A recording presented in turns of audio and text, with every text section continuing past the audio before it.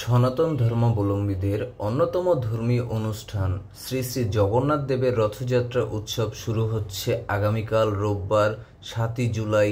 জগন্নাথ দেবের রথযাত্রা বর্ণাঢ্য শোভাযাত্রা সহ নানা ধর্মীয় অনুষ্ঠানের মাধ্যমে আনন্দমুখর পরিবেশে ৯ দিন ব্যাপী শ্রী শ্রী জগন্নাথ দেবের রথযাত্রা মহোৎসবের আয়োজন করা হয়েছে।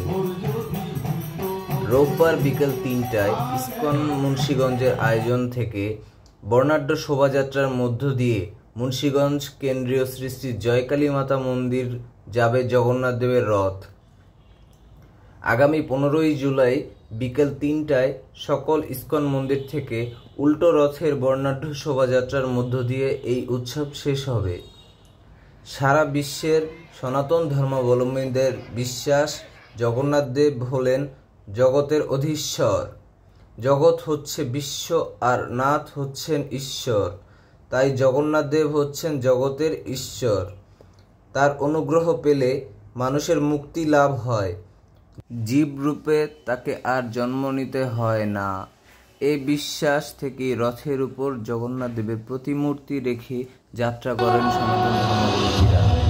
শুভ রথযাত্রা উপলক্ষে মুন্সিগঞ্জে কৃষ্ণ পূর্ণামৃত ইস্কন হরিনাম সংকীর্তন ও জগন্নাথ দেবের জীবন কাহিনী ও নানান ধর্মীয় আলোচনা, ধর্মীয় গান পরিবেশন করা হয়। বিশ্ব শান্তি ও মঙ্গল কামনায় অগ্নিপ্রহ যজ্ঞ, মহাপ্রসাদ বিতরণ, আলোচনা সভা, শোভাযাত্রা, পদাবলী কীর্তন, আরতি কীর্তন, ভাগবত কথা, সাংস্কৃতিক অনুষ্ঠান, শ্রীমদ্ ভাগবত গীতা পাঠ, ধর্মীয় চলচ্চিত্র প্রদর্শন ও ধর্মীয় নাটক মঞ্চায়ন সহ নানা অনুষ্ঠানের আয়োজন করেছে। ইস্কনের উৎসব উদযাপন কমিটির আহ্বায়ক, হিন্দু ঐক্য খ্রিস্টান এর সহসভাপতি অভিজিৎ দাস ববি ও সদর উপজেলা পূজা উদযাপন পরিষদের সদস্য সচিব শ্রী ননীগোপাল হালদারের সঞ্চালনায় রথের র্যালি বের করে। তারা বলেন, বিশ্ব শান্তি ও মঙ্গল কামনায় অগ্নিগ্রহ যজ্ঞের মধ্য দিয়ে রোববার উৎসবের আনুষ্ঠানিকতা শুরু হবে। এদিন দুপুর ১২টায় আলোচনা সভায় প্রধান অতিথি হিসেবে উপস্থিত থাকবেন মাননীয় সংসদ সদস্য হাজী মোহাম্মদ ফয়সাল বিপ্লব মুন্সিগঞ্জ ৩ আসন এবং বিশেষ অতিথি হিসেবে উপস্থিত থাকবে অতিথিবৃন্দরা।